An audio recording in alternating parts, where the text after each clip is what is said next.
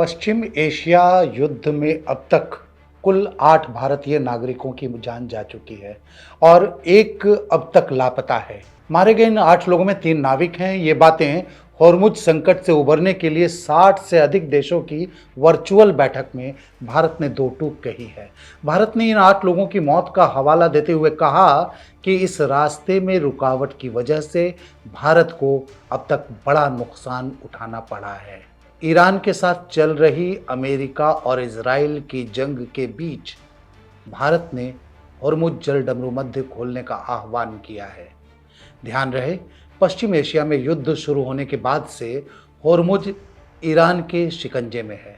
60 से अधिक देशों की हुई वर्चुअल मीटिंग में भारत के विदेश सचिव विक्रम मिस्री ने दुनिया को ध्यान दिलाया कि भारत ही एकमात्र ऐसा देश है जिसके 3 नाविकों की जान अन्य देशों के झंडे वाले जहाज़ों पर हुए हमले में गई है।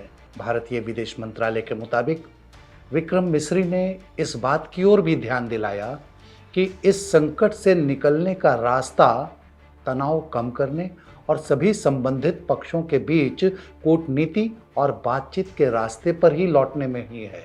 डायरेक्टोरेट जनरल ऑफ शिपिंग के अनुसार होर्मुज जलडमरू मध्य में फंसे विदेशी झंडे वाले जहाज़ों पर हुए हमले में अब तक कम से कम 3 भारतीय नाविकों की मौत हुई है। इनमें एक भारतीय नागरिक जख्मी भी हुआ है। विदेश मंत्रालय के प्रवक्ता रणधीर जायसवाल के मुताबिक उनका मंत्रालय जहाज रानी मंत्रालय और क्षेत्र के भारतीय दूतावासों के साथ लगातार संपर्क में है। भारतीय नागरिकों की सुरक्षा और हितों का पूरा ध्यान रखा जा रहा है। खाड़ी, होर्मुज जलडमरू मध्य और चल रहे युद्ध के दौरान होने वाली हर घटना और गतिविधि पर नज़दीक से नज़र रखी जा रही है।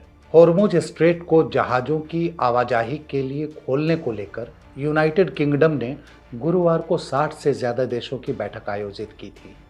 इस बैठक में भारत का प्रतिनिधित्व विदेश सचिव विक्रम मिस्री ने वर्चुअल माध्यम से किया। इस बैठक का एजेंडा होर्मुज को जहाजरानी के लिए खोलने के लिए सैन्य विकल्प की जगह कूटनीतिक और राजनीतिक पहल करना था। इस खबर में फिलहाल इतना ही। देश और दुनिया की बाकी खबरों के लिए देखते रहिए India.com।